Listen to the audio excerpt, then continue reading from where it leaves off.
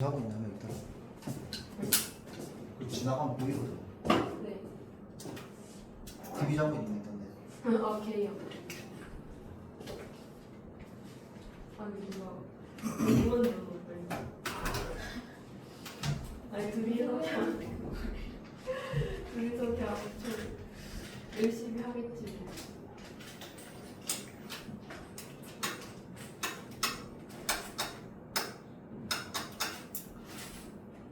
봅시다. 아, 네, 내한테 숙제를 얘기 안 해준 것 같은데. 저요? 이거 3회 독서 다 풀어오는 게 숙제였는데. 3월 다 풀었어요. 진짜? 네. 씨, 다 어디 갔어? 저희 둘밖에 없어요, 이제. 뭔 소리야?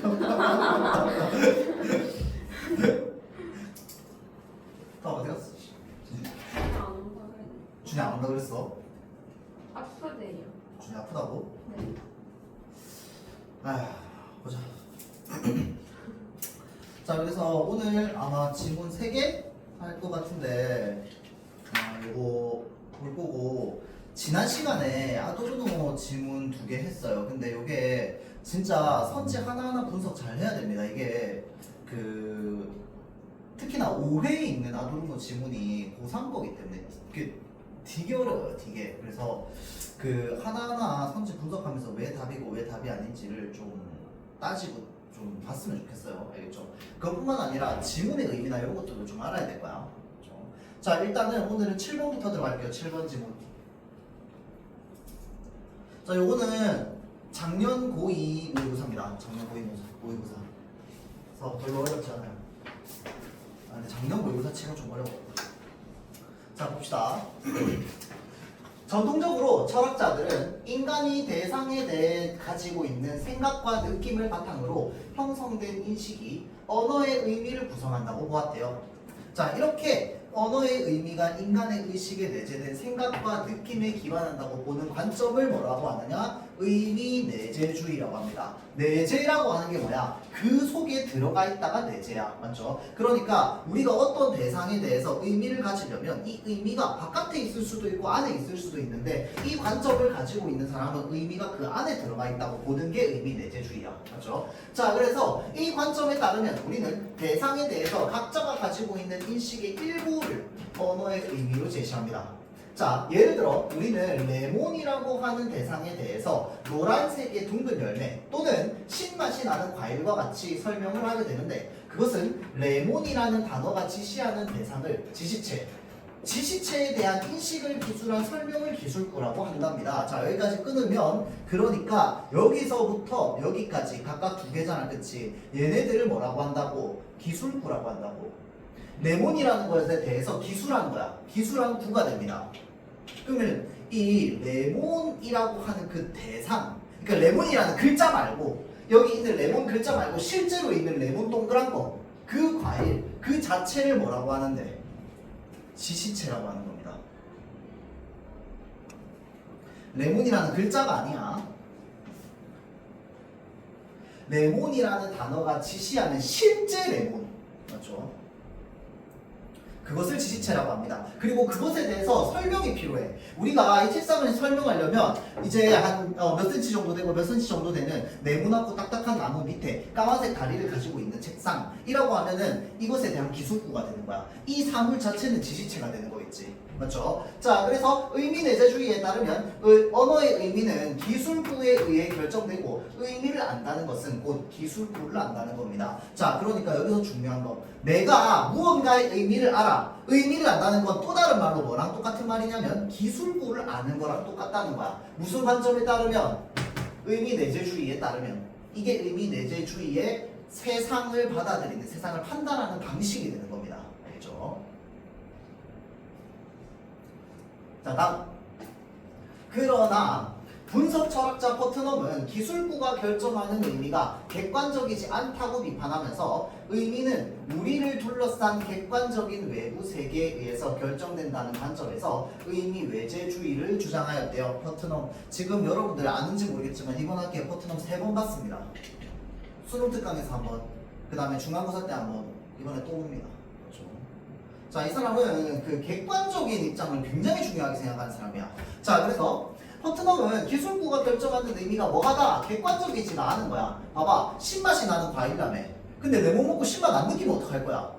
실제로 그런 사람 있잖아. 맞죠? 자, 그러면 결국은 뭐야? 저렇게 얘기하는 기술구는 전부 주관적인 관점이 됩니다. 맞죠? 자, 그래서 객관적이지 않다고 비판하면서 의미는 우리를 둘러싼 객관적인 외부 세계에 의해서 결정된다는 거야. 그러니까 신맛을 수치로 나타내가지고 이 과일은 몇 퍼센트 신맛을 가지고 있는 과일이다 라고 하면은 그거는 객관적인 게 되는 거겠지. 맞죠? 자, 그래서 의미 외재주의, 의미는 어디에 있다? 그 대상 바깥에 있다는 거야. 이해되죠? 자, 그러면 의미 내재주의는 기술구가 어디에 있다는 거야? 그 대상 안에 있다고 보는 겁니다. 그래서 내재야. 알겠죠? 그런데 외재주의는 뭔데 그러면은? 의미가 바깥에 있는 거야. 대상 바깥에. 그래서 객관적입니다. 그는 인간의 생각이나 느낌이 아니라 외부 세계를 구성하는 대상으로서의 지시체, 그 자체가 의미를 결정한다는 것을 논증하고자 쌍둥이 차고 실험을 제시합니다. 자, 그러니까 우리가 살고 있는 지구랑 똑같이 생긴 쌍둥이 지구가 하나 있는 거야. 지구와 모든 것이 똑같다고 인식되는 쌍둥이 지구가 존재한다고 가정을 해보면요.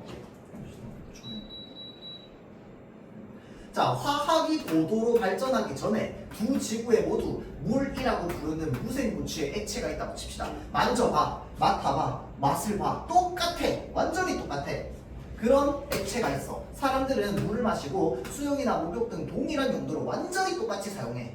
그러므로 두 지구의 사람들이 물에 대해서 가진 생각과 느낌은 동일합니다. 이 말이 무슨 말일까요? 물에 대해 가진 생각과 느낌이 동일하다는 건 또 다른 말로 하면요. 의미 내재주의 관점에서는 뭐가 똑같다? 기술구가 동일하다는 말이랑 똑같은 말입니다.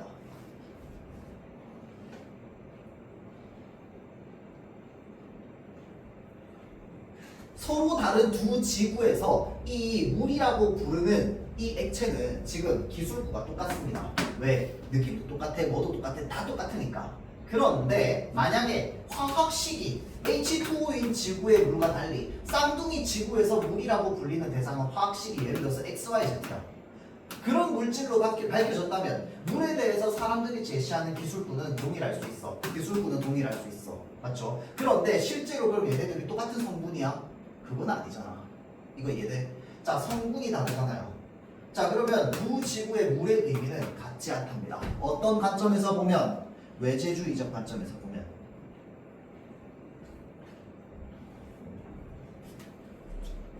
자, 이러한 화학식은 객관적인 지표야. 맞죠? 수소가 지구에만 있니? 아니, 우주에 다 있잖아, 수소는. 산소도 마찬가지고. 맞지? 그래서 수소 두 개의 산소 분자 하나 만난 게 물이란 말이야. 맞죠? 그런데 다른 게 만나서 똑같이 생긴 똑같은 역할을 할 수 있는 게 만들어졌어. 얘네 똑같다고 할 수 있냐고? 아니라는 거야. 이해되죠? 왜? 얘를 설명할 수 있는 아주 객관적인 지표인 이러한 어떤 과학이 발전돼서 식으로 만들어낼 수 있는 것이 다르기 때문이야. 맞죠? 이게 바로 뭐야? 외재주의적 관점에서는 얘네 둘은 서로 다른 물체인 거야. 똑같이 물이라고 이름을 부른다 하더라도 다른 거야. 이해되죠?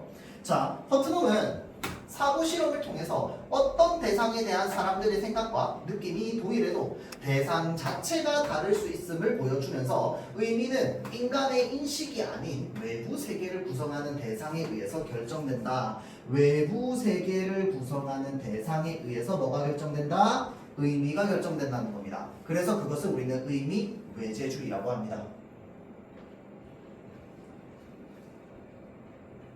자, 그래서 퍼트넘은 한 단어의 의미는 관습적 사고가 아닌 단어가 지시하는 외부 세계의 대상이 가진 실제적 본성에 의해서 결정된다고 생각을 했대요. 자, 실제적 본성에 의해서 뭐가 의미가 결정된다는 거야. 관습적 사고로는 할 수 없다는 거야. 노란색의 신맛이 나는 과일을 레몬으로 하는 것, 노란색의 신맛이 나는 관습적인 사고란 말이야. 맞죠? 그런 걸로 결정되는 게 아니라 실제적 본성, 그러니까 이 대상이 가지고 있는 어떤 본성이 있는데 그 실제적 본성에 의해서 의미가 결정됩니다. 그러면 실제적 본성은 뭔데? 대상 속에 숨겨진 본질적 구조입니다. 그 본질적 구조는 무엇을 통해서 알 수 있느냐? 과학적 발전을 통해서 알 수 있습니다. 자, 본질적 구조로 과학적 발전을 통해 알려진다고 되어 있습니다. 자, 예를 들어서 어떤 금속이 노랗고 반짝거리는 속성을 지닌다고 해도 실제적 본성이 금으로 밝혀져야 금인 거야. 노랗고 반짝거리는 건 금도 있는데 다른 것도 있을 거 아니야. 그럼 걔를 보고 전부 금이라고 부르면 안 된다는 거야. 얘를 화학식을 다 가지고 하나하나 찾아봐서 금이랑 화학식이 동일해. 그러면 그때 걔를 뭐라고 부를 수 있는 거야? 금이라고 부를 수 있는 거야. 그럼 걔를 금이라고 부르기 위해서 뭐가 필요한데? 과학적 발전이 필요합니다. 자, 과학적 발전을 통해서 얘를 금이라고 부를 수 있어야 된대요. 그는 물, 금, 알루미늄과 같이 자연에서 발견되는 대상을 뭐라고 부르냐면요, 자연종 명사라고 부른대요. 자연에서 얻을 수 있는 자연종 명사를 근거로 의미는 외부 세계의 대상이 가지는 실제적 본성에 의해서 결정된다는 자신의 생각을 뒷받침하였답니다. 그럼 그게 무슨 말일까요? 그러니까 우리가 자연에서 얻을 수 있는 자연종 명사들이 그럼 많겠지, 맞죠? 뭐 우리가 배우는 뭐 수간이 그 화학 저기 원소기호 있잖아. 걔네들은 전부 자연종 명사일 거 아니야. 그러니까 이 세상에 있는 모든 것들을 다 뭐로 해야 된다는 거야? 다 원소기호로 나타내면 뭐야? 의미 외재주의로서 다 지금 얘네들의 의미를 알 수 있는 거야. 그래서 얘랑 얘를 봤더니 비슷하게 생겼는데 성분을 찾아보니까 성분이 달라. 그럼 이제 의미 외재주의적 관점에서 얘네 서로 다른 의미를 가진 애가 되는 거야. 이해되죠? 그런 걸 무엇을 근거로 한다? 자연종 명사를 근거로 한다는 거야. 이런 애들처럼. 맞죠? 자, 그래서 의미는 외부 세계의 대상이 가지는 실제적 본성에 의해서 결정된다는 자신의 생각을 뒷받침하였고요. 또한 금에 대해 잘 알지 못하는 문제는 뭐야? 일반인이야. 모든 사람들이 원소기호를 다 외우고 있어요? 그러진 않잖아. 맞지? 자, 그럼 일반인들은 금의 실제적 본성을 잘 아는 누구를 찾아가야 돼? 감별사를 찾아가야지. 맞죠? 또는 금의 원소를 밝힐 수 있는 누구를 찾아가야 돼? 과학자를 찾아가야 되는 거야. 이해되죠? 그러니까 의미 외재주의 관점에서는요, 얘가 얘랑 서로 다른 의미를 가지고 있다는 걸 확실하게 빈틈없이 증명하려면 일반인은 할 수 있다 없다? 없다고 보았습니다. 알겠죠? 자, 그래서 감별사나 과학자 등과 같은 전문가의 안내에 의존해야 됩니다.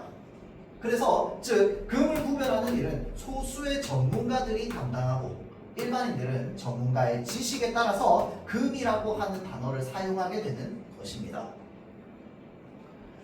퍼트넘은 언어 사용을 위해서 언어 공동체에서 일상적으로 이루어지는 언어적 협업을 언어적 노동 분업이라고 불렀대요. 자, 언어적 노동 분업이라고 불렀는데 그게 뭐냐면 언어 사용을 위해서 언어 공동체에서 일상적으로 이루어지는 언어적 협업입니다. 그게 뭐야? 일단은 어떤 대상이 발견됐어. 얘를 밝혀야 돼. 밝히려면 누가 필요해? 얘네가 필요해. 맞죠? 그리고 나서 밝히고 나면 걔에 뭘 붙여야 돼? 이름 붙인 사람도 또 필요해요. 그리고 그 이름 붙인 거를 또 실제로 사용하는 사용자인 일반인들도 필요해. 맞죠? 걔네들이 각각 자기의 역할을 가지고 마치 분업하는 것처럼 되는 거야. 그러면 거기에서 뭐가 생기는 거야? 의미가 생긴다고 보는 겁니다. 맞죠? 자, 그래서 그거를 뭐라고 한다? 일상적으로 이루어지는 언어적 협업이라고 얘기하는 거야. 그래서 언어적 노동 분업이라고 이야기를 하는 겁니다. 그렇게 되면 언어가 자연스럽게 의미로서 통일돼서 사용이 되는 거죠. 자, 이러한 퍼트넘의 주장에 대해서 다양한 비판적 시각이 존재합니다. 하지만 언어의 의미에 대한 기존의 관점과 달리 그의 주장은 대상을 기반으로 한 객관적 의미를 찾으려고 했다는 점에서 언어를 바라보는 새로운 관점을 제시했다. 자, 그러니까 객관적 의미를 찾으려고 했다는 점에서 새로운 관점을 제시했다는 평가 정도는 받을 수 있겠다죠. 근데 이렇게 생각하게 되면 아무래도 언어에서 우리가 의미를 생각할 때 주관성도 무시할 수 없는데 주관성이 완전히 배제되어 버리지. 그렇죠? 자, 그래서 그런 부분들은 조금 문제가 될 수 있겠죠. 자, 7번 문제부터 한번 보겠습니다. 자, 선지. 자, 윗글에서 알 수 있는 내용으로 적절하지 않은 것은 자, 의미 내재주의에 의하면 의미는 지식체에 대한 기술구에 따라서 결정된다. 맞나요? 완전 맞는 말. 그렇죠?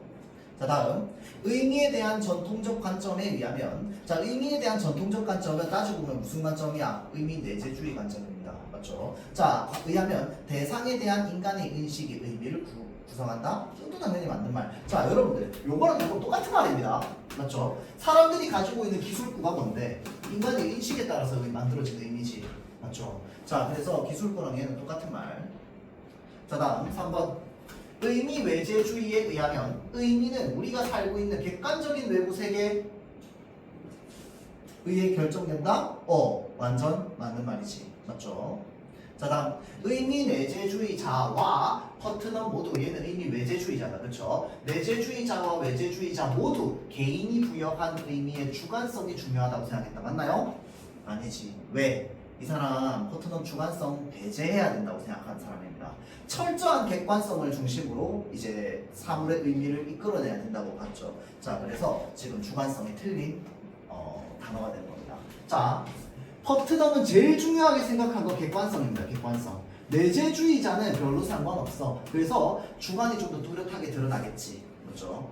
자, 다음 5번 선지. 퍼트넘은 의미 내재주의자와 달리 외부 세계를 구성하는 지시체가 의미를 결정한다고 주장했답니다. 맞죠? 외부 세계가 뭐 한다? 의미를 결정한다. 이게 외재주의다. 그렇죠? 외부 세계가 의미를 만들어줍니다. 자, 다음 8번.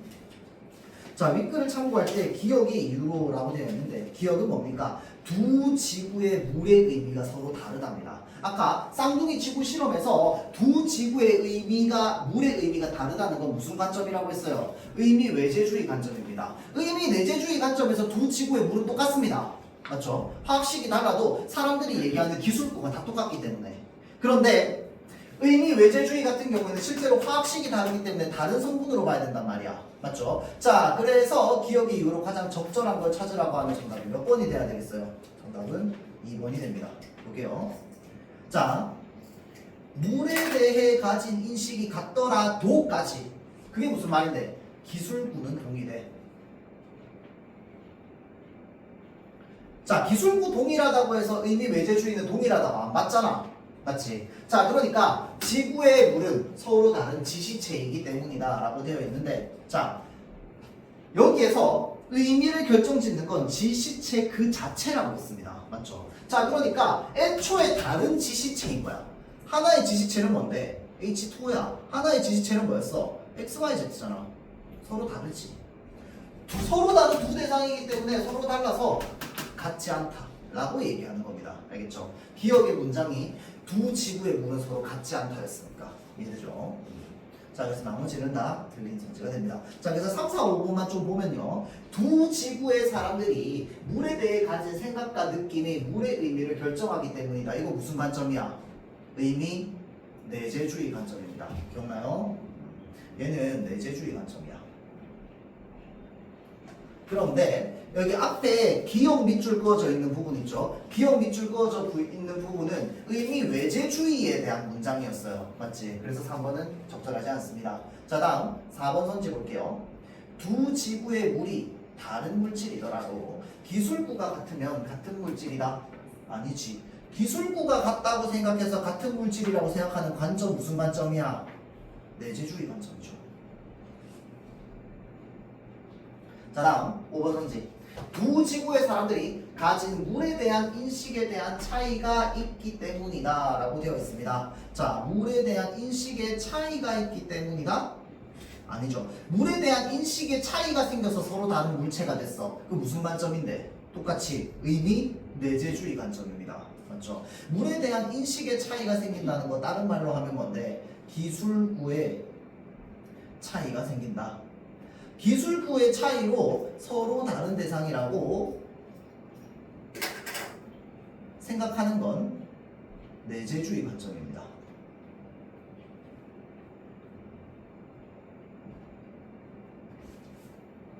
이해되죠? 자, 그래서 정답은 2번. 자, 그러니까 여기서 물에 대한 인식, 그 다음에 주관적인 판단, 전통적인 생각, 관습적인 생각, 얘네 전부 뭐랑 똑같다? 기술구랑 똑같아. 그런데 기술구를 중요하게 생각하는 관점은 무슨 관점? 내재주의 관점. 요거만 연결하면 다른 문제는 다 쉽게 해결이 됩니다. 자, 다음 9번 문제 볼게요. A를 읽은 학생이 A는 뭔데요? 뒤는 좀 기네요. 자, 이 퍼트넘이 실제적 본성과 관련해서 이야기한 부분 있죠. 여기서부터 해서 저 위에까지 실제적 본성에 대해서 이야기한 여기까지 언어적 노동분업까지에 대한 이야기입니다. 자, 그래서 그거를 바탕으로 학생이 보기에 대해 보인 반응으로 적절하지 않은 것은, 자, 그러면 보기에서 커트넘의 관점을 대입해서 보자면 냄비를 만드는 재료로 사용되는 몰디브 데넘이라고 하는 것이 있답니다. 자, 얘는요 자연에 존재하는 금속으로, 자 잘 보세요, 자연에 존재하는 금속이래요. 여기서 사실은 문제가 끝장이 났는데, 자 요거를 우리는 뭐라고 부른다고 했어? 자연종 명사. 기억납니까? 얘는 건드릴 수 없어. 자연종 명사야. 그냥 이 자연 상태에 있는 그것 그대로입니다.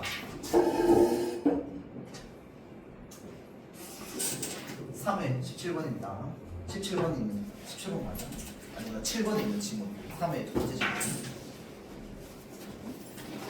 자, 그래서 다시 자연에 존재하는 금속이기 때문에 우린 얘를 뭐라고 부른다? 자연종 명사라고 부릅니다. 맞죠? 자, 그래서 알루미늄과 속성 및 용도가 매우 유사하대요. 그러나 몰디브 데넘의 원소 기호는 뭐라고 되어 있어? MO로 AL인 알루미늄과 서로 다른 물질이랍니다. 자, 일반인들은 몰디브 데넘 냄비와 알루미늄 냄비를 구별할 수 없습니다. 뭐는? 전문가는 테스트를 통해서 구별 가능합니다.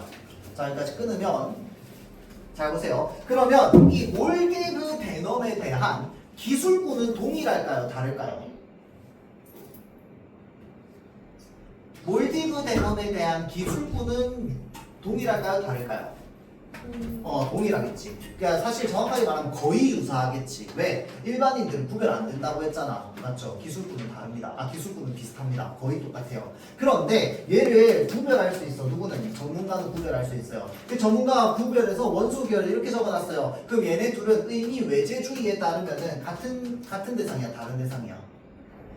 다른 대상이 됩니다. 왜? 원소 계열가 다르니까. 맞죠? 자, 그런데 의미 내재주의의 관점으로 보자면 얘를 같은 대상으로 볼 수도 있겠지. 왜? 기술구가 똑같으니까. 이해되죠? 자, 그래서 이 정도까지 이렇게 보기를 좀 보면 되겠죠. 자, 1번 문제부터 볼게요. 몰디브 데넘과 알루미늄의 속성이 비슷하더라도 실제적 본성에는 차이가 있겠군. 자, 실제적 본성이 바로 뭔데? 요런 거. 그 다음에 요런 거. 맞죠? 이런 것들이 실제적 본성입니다. 실제적 본성 차이 있죠. 자, 다음 두 금속의 원소를 밝혀낸 과학적 발견을 통해서 몰디브 데넘과 알루미늄의 본질적 구조가 드러났겠군. 그것도 맞는 말입니다. 본질적 구조, 그 다음에 실제적 본성, 이런 거 누가 좋아하는 겁니까? 커트넘이 좋아하는 거죠. 그렇죠? 의미 외재주의자, 객관적인 걸 중요하게 생각하는 사람이 중요하게 생각하는 겁니다. 알겠죠? 자, 다음 3번 선지 볼게요. 몰디브 데넘과 알루미늄을 구별할 수 있는 소수의 전문가는 단어가 의미하는 대상의 차이를 인지하면서 단어를 사용하겠군. 누구는? 전문가는 대상의 차이를 인지하면서 사용하겠지. 일반인들은 인지해 못하겠지. 맞죠? 자, 그래서 이거 맞는 말. 이번도 맞는 말. 4번 볼게요. 자, 자연 상태에 있던 몰디브 데넘과 알루미늄이 발견되면 두 금속의 의미를 결정하기 위해서 언어 공동체의 협업이 필요하겠군. 맞나요? 이게 언뜻 보면 맞아 보이거든요. 아까 내가 몰디브 데넘 보고 밑줄 그어놓고 뭐라고 표시해놨어? 자연종 명사라고 돼 있어요. 기억납니까? 그러니까 우리가 예를 들어서 어떤 대상의 의미를 결정짓기 위해서 뭐가 필요한데, 언어적 협업이 필요한 거 당연히 맞는 말이야. 맞죠? 당연히 맞는 말인데 몰디브 데넘은 이런 대상이랑 달라. 뭔데 얘는? 자연종 명사예요. 이해돼? 자, 그래서 본문 다시 들어가 보세요. 자, 우리는 어떤 대상을 판단할 때 무엇을 근거로 하는 거야? 자연종 명사를 근거로 하는 거야. 그래서 얘를 화학식으로 만들고 싶어. 화학식으로 만들었어. 그래서 얘를 화학식으로 만들고 그 다음에 걔 이름을 붙여서 써. 그것이 바로 뭐야? 언어적 분업이야. 이해돼? 그런데 자연종 명사니까 자연에서 알루미늄을 찾았어. 그 돌 옆에 붙어있는 알루미늄을 녹여가지고 찾았어. 걔는 여기에 해당하지 않습니다. 이거 이해돼요? 얘는 자연종 명사, 그냥 자연에서 얻을 수 있는 것들이야. 무슨 말인지 알겠지? 얘네는 그 자체로 이미 의미가 형성되고 그냥 다른 존재인 거야. 무슨 말인지 알겠죠? 그래서 다른 어떤 대상을 설명하기 위해서 사용하는 게 얘네 자연종 명사지, 얘네들이 무엇인지를 설명하기 위해서 언어적 분업이 필요한 게 아닙니다. 이거 이해돼요? 자, 그래서 다시 4번. 자, 두 냄비, 알루미늄으로 만든 냄비와 몰디브 데넘으로 만든 냄비를 구별하고 이름을 짓는 건 뭐가 필요해? 언어 공동체의 협업이 필요한 게 맞습니다. 그런데 몰디브 데넘과 알루미늄 자체는 얘네들을 통해서 구분하는 게 아니라 애초에 태어날 때부터 구분이 져 있어. 성질이 다른 자연물이니까. 무슨 말인지 알겠죠? 그래서 정답이 4번이 되는 겁니다. 이해돼요?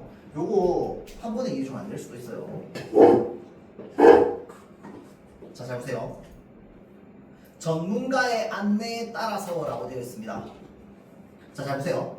여기서 얘기하는 몰디브 데넘과 알루미늄은 그냥 이름이 붙은 상태가 아니야. MOAL이 붙은 게 아니고 실제 산에 들어가서 돌 옆에 붙어있는 금속이 얘기하는 거야. 알겠죠? 그런데 얘네들에게 MO라는 AL이라고 하는 이름을 붙여. 맞죠? 이름을 붙이는 순간 뭐가 되는데? 분업이 시작되는 겁니다. 이거 이해돼요? 자, 그래서 전문가의 안내에 따라서 일반인들이 몰디브 데넘과 알루미늄이라는 단어를 구별하여 사용하게 되었습니다. MO와 AA라고 해서 얘를 몰디브 데넘이라고 이름을 붙이자. 그 다음에 알루미늄이라고 이름을 붙이자 라고 하면은 분업이 이루어진 거야. 이해되죠? 자, 그래서 알루미늄이라는 단어를 구별해서 사용하게 된다면 걔는 뭐야? 노동 분업이 이루어지게 된 거죠. 이해되지? 정답은 4번. 자, 다음 10번 문제. 보기의 관점에서 퍼트넘의 주장을 비판한 것으로 가장 적절한 것은, 자, 외부 세계를 구성하는 어떤 대상이 단어의 의미를 결정한다면 레몬이라고 하는 대상이 그 단어의 의미를 결정한다는 것은 당연하다고 볼 수 있다. 그러니까 여기까지는 본문에 있는 내용 그대로야. 의미 내재주의자가 얘기하는 그대로야. 외재주의자가 얘기하는 그대로야. 자, 그런데 의미 외재주의에 그 한계가 있습니다. 바로 뭐냐면요, 우리 상상 속에서 만나는 애 이름 붙이면 걔는 어떡할 건데?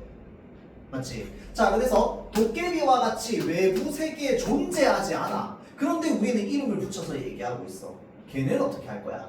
맞죠? 자, 그래서 존재하지 않는 대상을 지시하는 단어도 분명히 그 단어만의 의미를 분명히 가지고 있어. 그런데 이거 외재주의적 관점으로 설명이 불가능해. 도깨비를 어떻게 화학식으로 나타낼 거야? 맞지? 자, 그래서 불가능합니다. 자, 그래서 이러한 관점으로 누구를 비판해? 퍼트넘을 비판할 거랍니다. 그러면 방금 내가 얘기했던 얘기가 일반화되어 있으면 되겠지. 맞죠? 그럼 그 일반화되어 있는 선지가 바로 몇 번인데? 5번입니다. 자, 외부 세계가 의미 결정에 필수적이라면까지가 바로 뭔데? 외재주의자의 생각이지. 퍼트넘의 생각입니다. 퍼트넘은요, 외부 세계가 반드시 있어야 돼. 근데 도깨비는 외부 세계 없이 있는데 그냥, 맞죠? 의미가 있어. 자, 그래서 인간의 상상으로 만들어진 단어의 의미는 뭐 할 수 없어? 설명할 수 없게 되는 거야. 얘네는 외부 세계에 존재하지 않는 것들인데, 여기서 말하는 외부 세계가 우리가 지금 살고 있는 세계잖아. 그렇죠? 자, 그래서 정답은 몇 번? 5번이 되겠죠.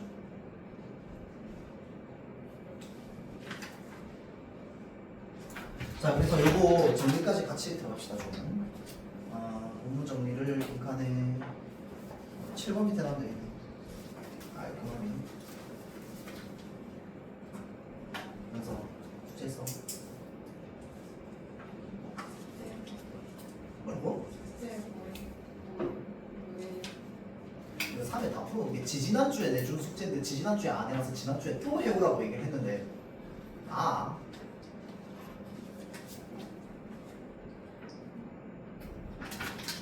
자, 봅시다.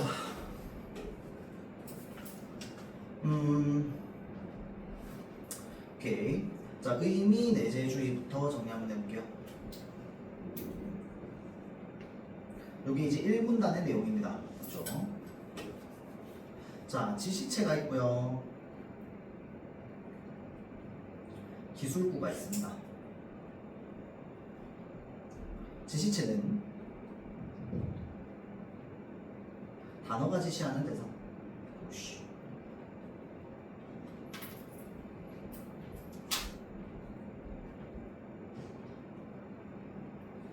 기술구는 지시체에 대한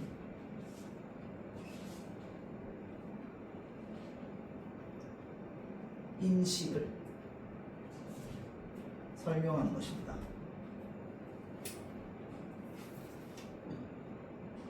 자, 그래서 의미 내재주의는요, 언어의 의미는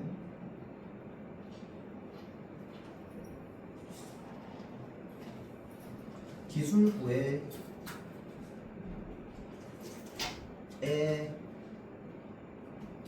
의해 결정됩니다.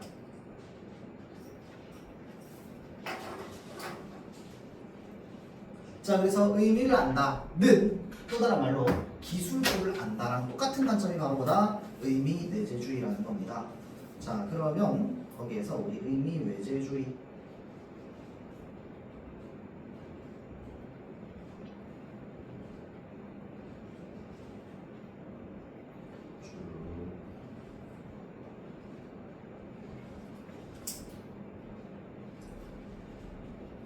자, 의미 외재주의는요, 의미는 외부 세계에 의해서 결정되는 겁니다.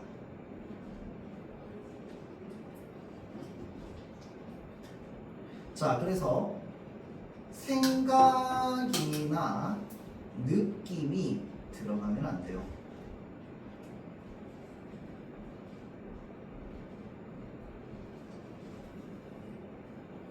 그래서 쌍둥이 재구 실험을 했습니다.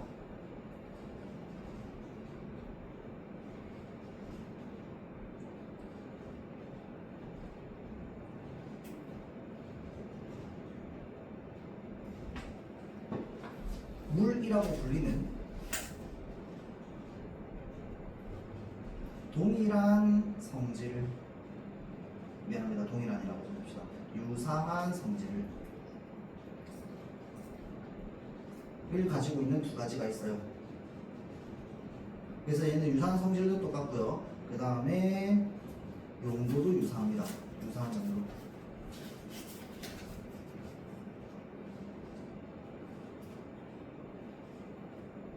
따라서 기술부가 동일합니다. 그런데 얘네 둘은 서로 화학식이 H2가 있고 XYZ가 있다고 칩시다.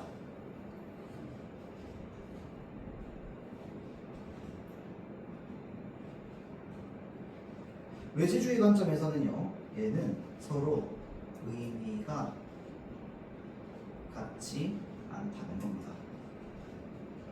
이게 무슨 관점? 외재주의 관점이야. 기술부가 동일하고 똑같다고 생각하는 거는 내재주의 관점이지. 그렇죠?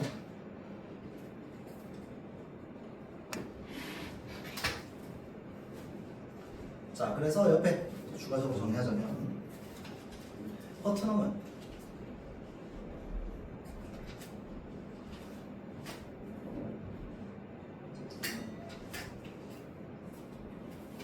반습적 사고 안 좋아해.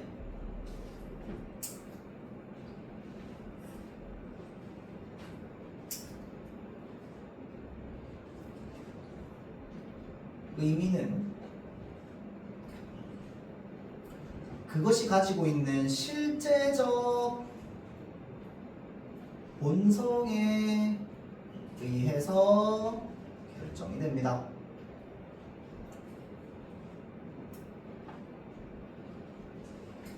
자, 그래서 실제적 본성은 또 다른 말로 본질적 구조, 똑같은 말.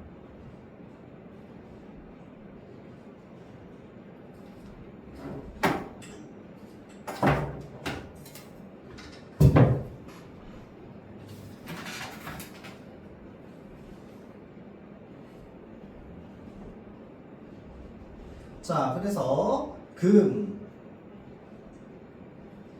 물, 그 다음에 알루미늄과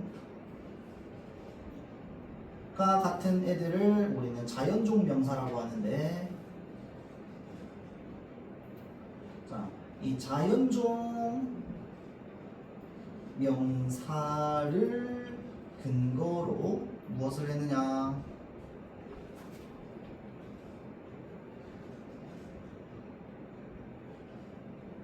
이 실제적 본성을 밝힙니다. 자, 그런데 자연종 명사를 근거로 이렇게 실제적 본성을 밝히는 건 누구만 할 수 있느냐? 전문가, 그 다음에 과학자. 만 가능하죠.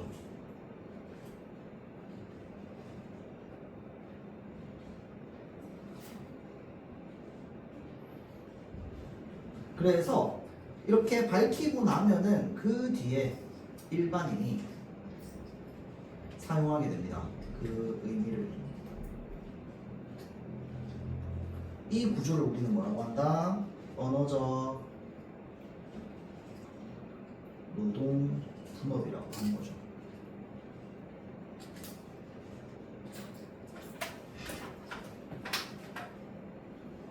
까지. 그 완전 백지 상태에서 여러분들 읽고 다시 한번 풀어보세요. 그리고 특히나 이번에 이제 그 선지 하나는 분석해주는 이유는 지난번에 얘기했지만 박별쌤이 이번 시험에는 그 실제 여기 이 문제 있는 선지들 문제로 많이 활용한다고 했으니까 너무 많이 변형하지 않고.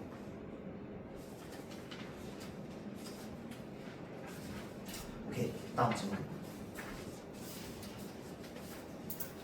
개인적으로 이번에 했던 중간고사 나는 좀 잘 만들었다고 생각했는데 시험 이렇게는 어려워가지고. 자, 12번. 요거 좀 어렵습니다, 여러분들. 이거 좀 어려워요. 어려운 이유는요. 일단 첫 번째 정보가 많고요. 쓰잘데기 없는 말이 너무 많고요. 그냥 글이 길어요. 쓰잘데기 없는 정보가 많고 글이 길면 어디서 나온 지문이다? 수능 특강에서 나온 지문이다. 그렇죠. 요거는 2022년 수능 특강에 나온 지문입니다. 볼게요. 네, 지문 좀 지저분해요. 자, 형벌은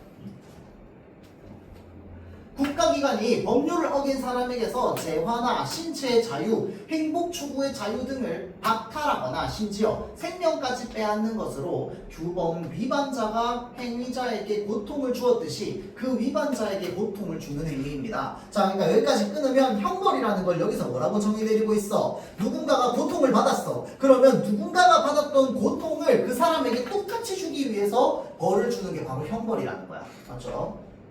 자, 그래서 형벌은 법규범 위반에 대해서 현실적으로 빈번하게 행해지는 대표적인 사회적 대응으로 많은 법학자들이 형벌은 어떤 근거로 정당화될 수 있는가. 자, 그러니까 여기서 이 글에서 얘기하고 있는 게 뭐냐면 형벌의 정당화입니다.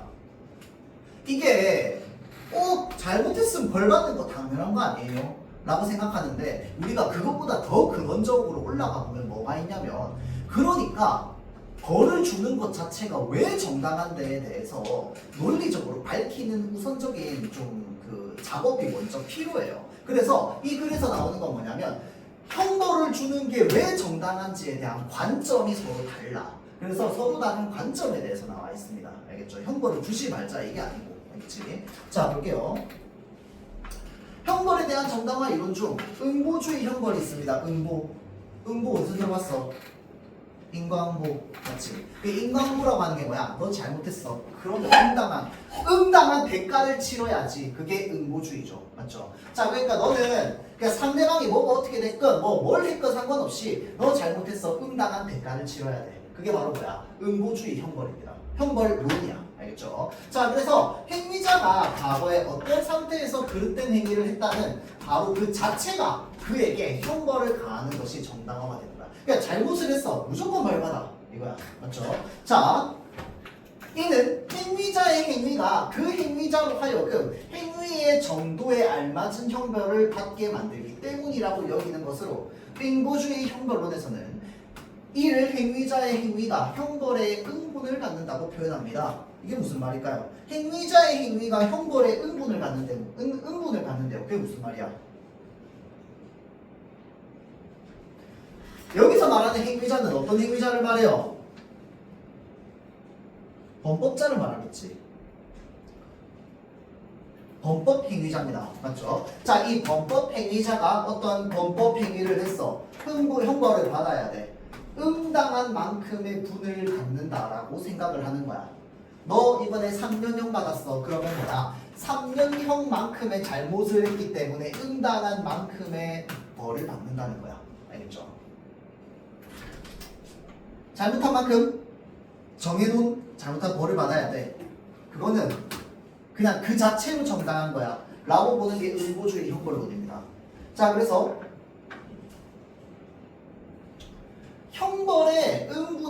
만드는 사실은 행위자가 타인들에게 가한 해, 손해, 피해 뭐 이런 거겠지. 맞죠? 자, 상대방에게 가한 해래요. 자, 그러니까 상대방에게 해를 끼쳤으니 뭐 해야 돼? 그거에 응당하는 벌을 받아야지. 근데 대부분의 음보론자들은 타인에게 해를 준 행위라 할지라도 무지나 실수로 인한 것, 보통 무지나 실수로 인한 것으로 인해서 벌을 받게 되는 우리가 보통 뭐라고 얘기합니까? 뭐라고 얘기해? 했잖아.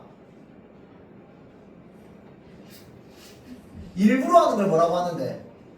고의. 그렇지. 그 범법인 걸 알면서도 범법을 저지르는 걸 고의라고 합니다. 실수로 했어. 무지에 의해서 했어. 그걸 뭐라고 하는데? 과실이라고 하죠. 과실. 과실할 때 실이 실수죠. 맞죠? 자, 그러니까 이거는 과실에 대해서 얘기합니다. 그럼 과실은 벌 받아 안 받아? 받죠. 과실도 받습니다. 근데 고의보다 적게 받죠. 그렇죠?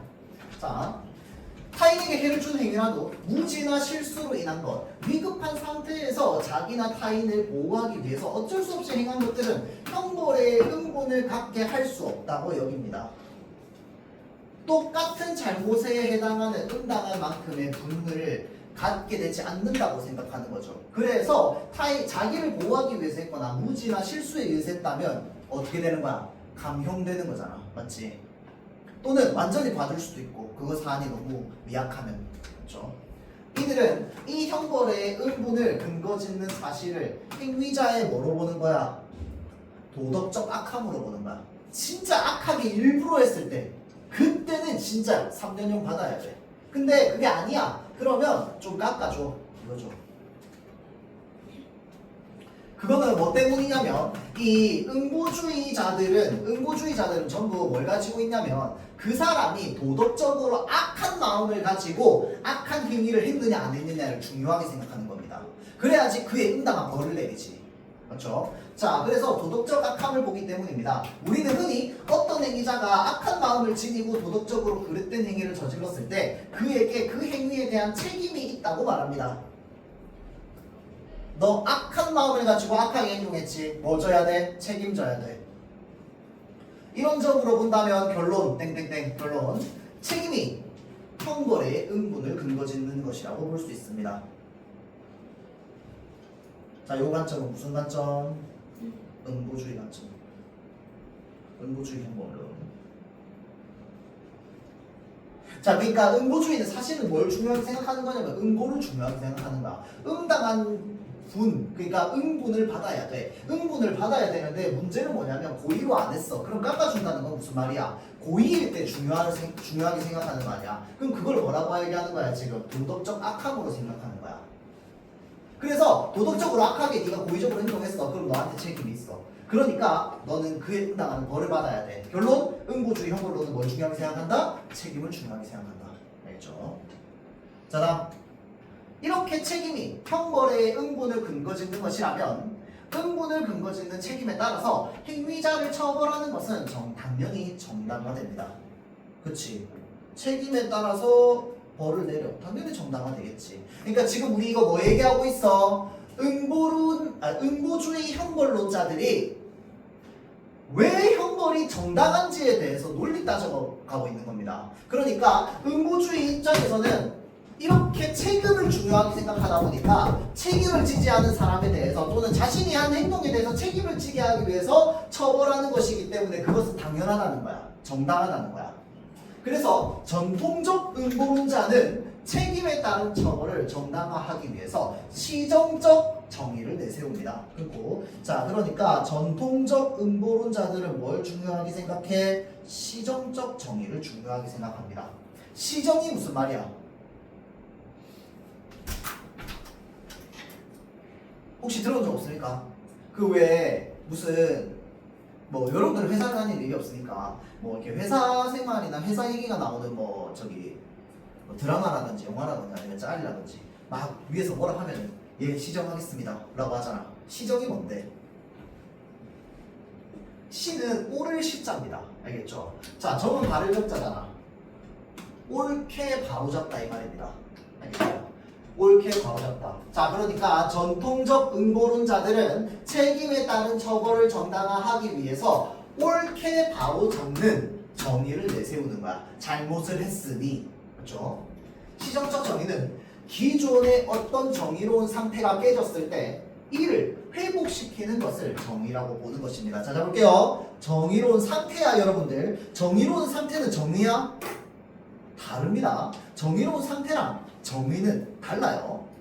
정의는 올바른 그 자체고, 정의로운 상태는 올바른 상태를 말하는 거야. 맞죠? 왜 얘기하냐면 뒤에 문제로 이게 나와 있어서 그래요. 자, 이를 회복시키는 것을 정의라고 보는 것입니다. 그러니까 정의로운 상태가 깨졌을 때 정의로운 상태로 만들어. 그걸 뭐라고 한다? 올바른 일, 정의라고 하는 거야. 자, 그래서 그들은 행위자의 그릇된 행동으로 정의로운 상태가 파괴되었을 때 그에게 가해지는 형벌이 그에 의해 파괴된 정의로운 상태를 회복시킨다는 점에서 정당화된다는 거죠. 자, 다시 전통적 음보론자들은 뭘 중요하게 생각해? 정의로운 상태가 깨졌어. 뭐 때문에? 그 사람이 자신의 악한 행동을 해서, 그래서 악한 행동에 책임을 지면서 형벌을 받아. 그러면 정의로운 상태가 뭐가 돼? 회복돼. 정의로운 상태가 회복돼서 정의가 만들어지는 건 굉장히 바람직한 거야. 그러니까 뭐야?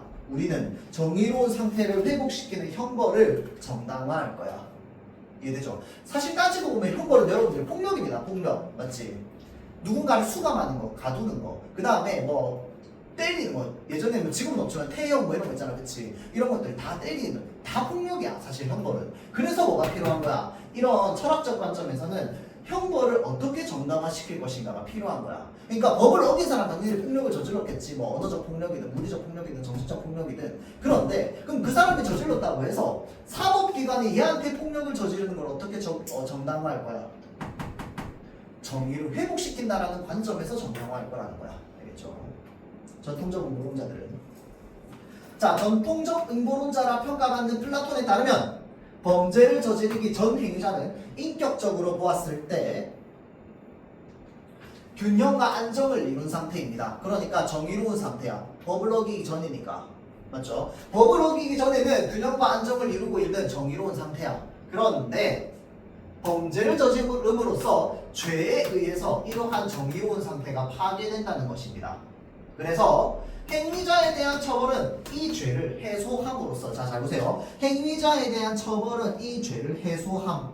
여기에 음보론자들의 허점이 있습니다. 그게 바로 뭐냐면요. 자, 봐봐봐. 죄라는 게 실제로 만질 수 있는 거야? 물건이야? 그거 아니잖아. 맞지? 그러면 죄를 지었는데 죄값을 치렀어. 그러면 과거에 했던 죄가 안 남아? 그건 아니잖아. 맞지? 그런데 이런 관점은 과거에 어떤 죄를 저질렀어. 처벌했어. 자, 그러니까 이게 뭐냐면 죄를 저질러서 마이너스 1이 됐어요. 처벌해서 플러스 1이 됐어요. 결론 어떻게 돼? 0이 되잖아. 처벌은 죄를 해소하게 만들어서 0으로 만드는 거야. 이해되죠? 자, 그래서 행위자의 인격을 본래의 균형적인 상태, 곧 정의로운 상태로 회복시키는 데 목적이 있는 거야.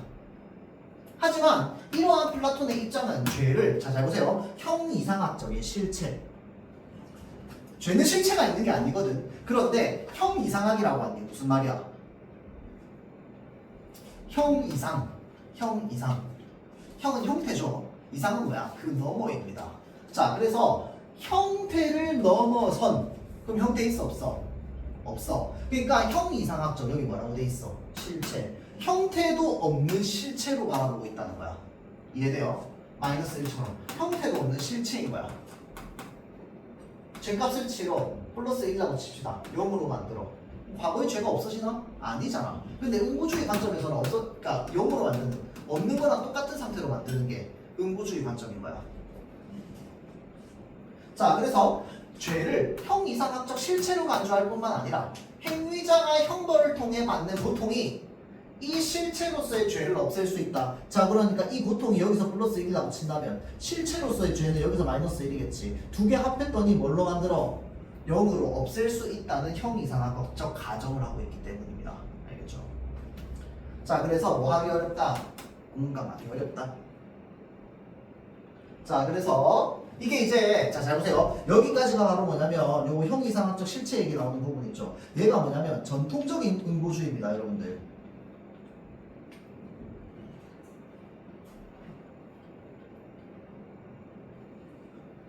얘네 전통적 응보주의.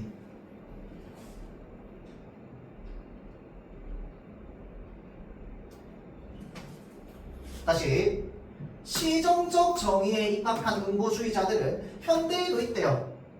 회복적 응보주의라고 부른답니다. 자, 요즘은 전통적 응보주의라고 안 부르는 거야. 플라톤 2000년 전의 사람인데, 맞지? 자, 그래서 현대에도 있는데 그런 사람들을 회복적 응보주의자라고 부른대요. 자, 그래서 회복적 응보주의라 부르는 이들은 사회 구성원들이 서로 평등하게 자기 욕구를 일정 정도씩 억제하는 부담을 지기로 했음을 전제하는데, 자, 끊어보면 요거 여러분들 이걸 5글자로 뭐라고 합니까? 루소가 얘기했는데 혹시 사회 배운 사람 없습니까? 여기 대부분 다 사탐러들 아니에요? 뭐라고 하는데 루소가 얘기한 거 사회 무슨 론? 아니 설마 사회 무슨 론?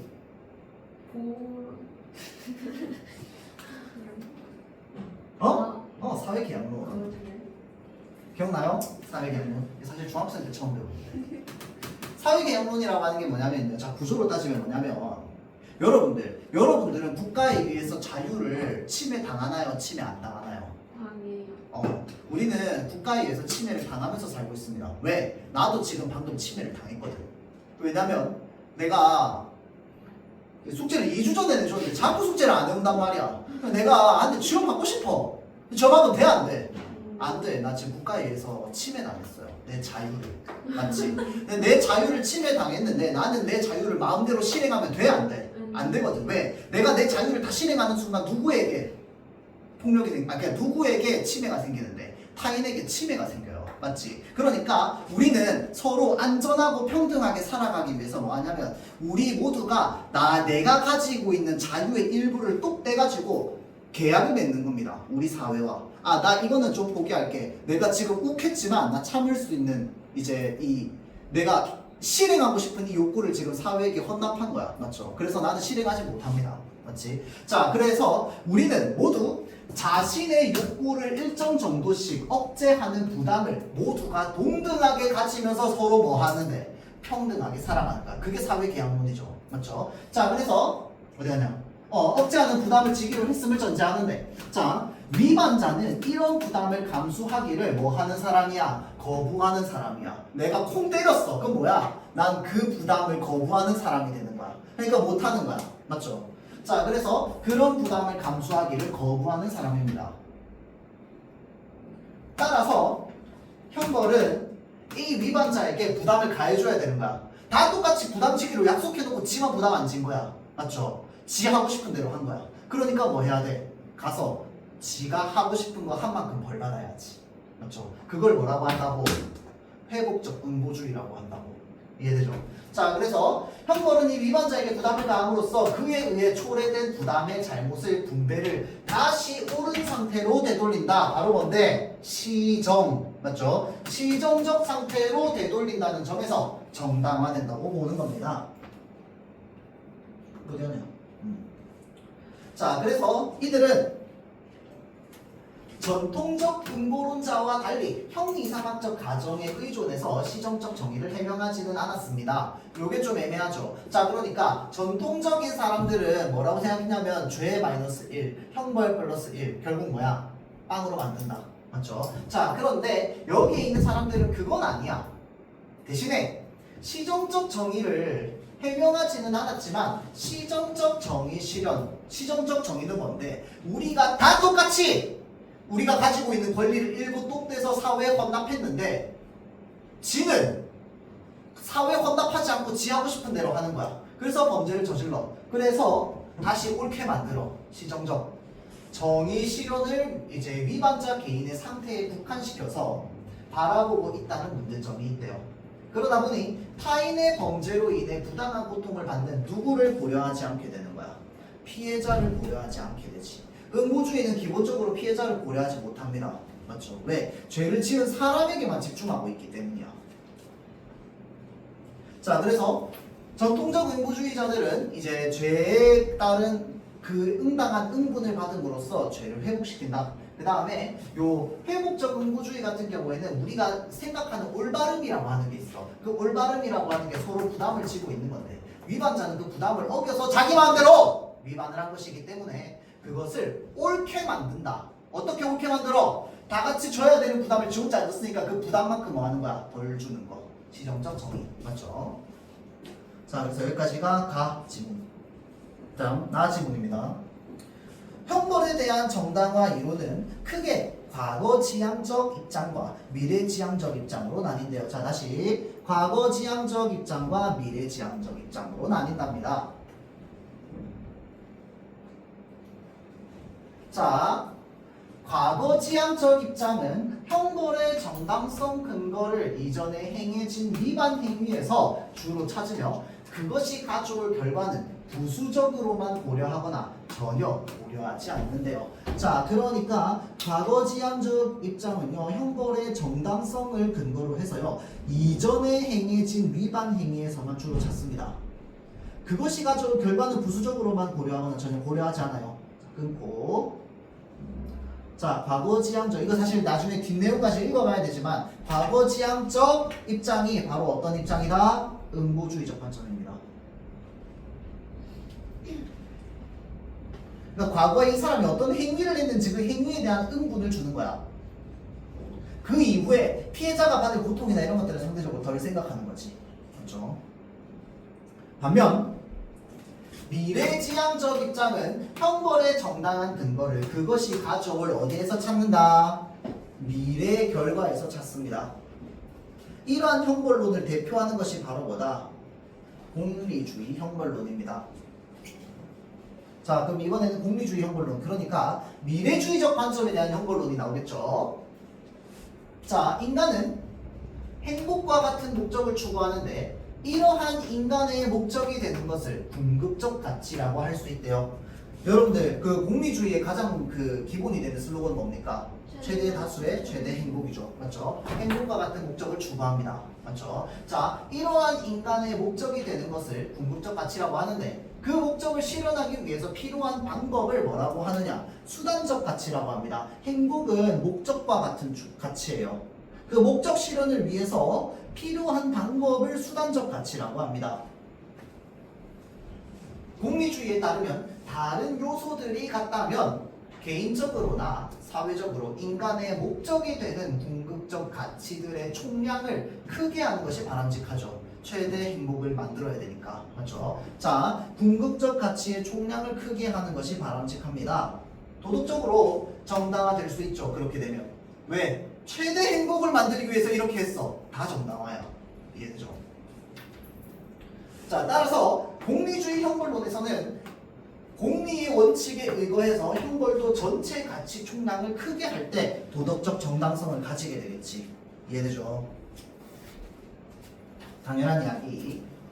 그들은 전체 가치 중 증대, 곧 사회 전체의 이익 달성 이외에 도덕적 올바름의 근거가 되는 것은 없다고 보기 때문에 그 이외의 것에서 형벌의 근거를 찾는 전통적 응보주의 형벌론은 잘못된 것이라고 반박하게 됩니다. 당연한 이야기야. 맞죠? 왜? 저기 뭐냐, 공리주의자들 입장에서는 막 이 사람의 마음의 크기가 어떻고 이런 거 1도 안 중요합니다. 알겠죠? 뭐가 중요해? 그냥 결과만 중요해요. 공리주의가 원래 결과가 중요하죠. 맞죠? 자, 그래서 사회 전체의 이익 달성이 제일 중요하지. 도덕적 올바름이 어쩌고 저쩌고 시정이 어떠고 정의가 어쩌고 하나도 안 중요합니다. 알겠죠? 자, 그래서 올바름이 무엇인가에 대해서 생각도 안 하겠지. 그냥 뭐만 하면 돼? 최대 행복을 만들어내기만 하면 돼요. 알겠죠? 자, 그래서 시정적 정의의 이념에 맞게 수정된 응보주의적 형벌에 대해서도 당연히 뭐 하겠어? 거부하겠지. 그렇다면 공리주의자들의 생각처럼 형벌이 정말 전체적으로 더 큰 가치를 산출할 수 있을까? 일반적으로 사회의 존립과 안정은 그 사회 내에 각 구성원들이나 각 집단들이 더 많은 가치를 추구할 수 있게 하는 기반이 되어서 전체 가치의 총량을 크게 한다는 점은 분명합니다. 그리고 형벌은 사회 안정과 질서 유지에 불가결한 것으로, 자, 그러니까 형벌을 무엇으로 생각하는 거야? 사회 안정과 질서 유지에 불가결한 것, 뗄래야 뗄 수 없는 것으로 생각하는 거야. 그러면 형벌 주는 건 그냥 당연한 일이 됩니다. 정당한 일이 돼요. 질서 유지에 불가결한 것으로 인정되고 있답니다. 형벌 제도가 사회 안정과 질서 유지에 기여하는 구체적인 방식으로 공리주의자들에게 거론되는 것이 바로 특별 예방과 일반 예방이랍니다.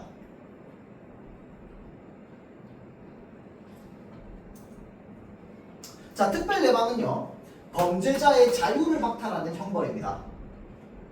범죄자의 자유를 박탈하는 형벌로 인해서 범죄자가 다시 사회에 해를 끼치는 것을 뭐 하는 거야? 예방하는 겁니다. 너 잘못하면 이 정도로 감옥에 수감돼. 다음부터 절대 하지 마. 또는 살면서 하지 마가 되는 거야. 무슨 말인지 알겠죠? 자, 왜냐면 결과주의적 관점이니까 어떤 마음이든 상관없어. 진짜 악한 마음을 가지고 살아. 그런데 이런 교육을 받고 나서 와 씨 나 이렇게 자유를 빼앗기네. 진짜 악한 사람이네. 안 하고 사는 거야. 이해되죠? 자, 예방하는 효과를 갖는다는 것이고, 일반 예방이란 형벌이 범죄자 이외의 다른 사회 구성원들에게 범죄를 저지르지 못하도록 하는 효과를 갖습니다. 왜? 자유를 빼앗아서 수감해버리니까 다른 사람들에게 더 이상 범죄를 못 저지르게 하는 거야. 맞죠? 자, 그래서 다른 사회 구성원들 범죄를 저지르지 못하도록 만드는 효과를 갖게 되는 거죠. 자, 이처럼 형벌은 범죄자 개인과 사회의 다른 구성원들에게 영향을 미쳐서 미래의 범죄를 예방함으로써 사회 안정과 질서에 기여하게 되는 거죠. 자, 미래의 범죄 예방을 함으로써 안정과 질서에 기여를 하는 것입니다. 이게 미래주의적 관점이죠. 하지만 공리주의는 잘 보세요. 형벌로 사회 전체 이익을 증진시킬 수 있다면 부정의한, 그러니까 정의롭지 못한 방식의 형벌도 뭐 해야 된다? 허용해야 됩니다. 이런 관점만 가지고 있다면. 그러니까 그냥 벌만 주면 되는데 진짜 인간 대 인간으로서 진짜 정말 너무 참혹하거나 잔인하거나 더러운 방식으로 형벌을 주는 건 역시 다 뭐 해줘야 돼? 인정해줘야 돼. 왜? 사회 전체의 이익을 만들어낼 수만 있다면 어떤 종류의 형벌이든 상관없는 거야. 이해돼요? 자, 그래서 그런 정의롭지 못한 방식의 형벌도 허용돼야 된다는 거야. 그런 공리주의적 관점에서는. 이해되죠? 오히려 그러한 부정의한 형벌을 가하지 않은 것을 도덕적으로 그른 것이라고 볼 겁니다. 왜? 그렇게 하면 사회 전체 최대 행복을 만들어 줄 수 있는데 그렇게 부정의한 방식으로, 정의롭지 못한 방식으로 벌을 주지 않아서 사회 문제가 더 커졌어. 또는 사회 행복이 더 줄어들었어. 라고 생각을 한다는 거죠. 예컨대 공리주의 관점에서 볼 때 예방을 하기 위해서 본보기를 보이고자 가혹한 일벌백계식 처벌, 연좌제에 대한 처벌, 집단에게 책임 물리기 등도 뭐 하게 되는 거야? 정당화가 될 수 있는 거야. 이해되죠? 자, 그러면 하나 물어봅시다. 공리주의적 형벌론자 입장에서는 사형을 찬성할까요? 반대할까요? 사형을 찬성할까? 반대할까? 찬성하겠지. 왜? 사형은 벌 중에 가장, 우리 지금 현재에서는 가장 센 벌이잖아. 그치? 그러니까 가혹한 처벌이나 이런 것들을 좋아하는 겁니다. 그걸 통해서 만약에 사회를 할 수 있다면. 근데 이런 건 있어. 가혹한 처벌을 했는데 사회 전체 행복이 안 커져. 그러면 뭐야? 안 해야지. 근데 가혹한 처벌을 했어. 사회 전체 행복이 커져. 그러면 해야 된다고 보는 관점이 바로 뭐야? 공리주의적 관점입니다. 알겠죠? 자, 그래서 막 연좌제라든지 뭐 집단에게 책임 물리기, 한 사람이 잘못했는데 전체 다 막 처벌해버린다든지 이런 것들 다 허용이 돼버리는 거야. 그렇죠? 자, 이처럼 공리주의 형벌과는 사회적으로 좋은 결과를 가져오더라도 형벌을 받는 사람에게는 너무도 가혹한 일방적 희생을 요구한다는 점에서 명백히 정의에 어긋난다는 점도 가지고 있대요. 자, 일단 여기까지 하고요. 문제는 조금 이따 풀이를 하도록 할게요. 연선 혹시 지금 풀어볼래요? 보세요.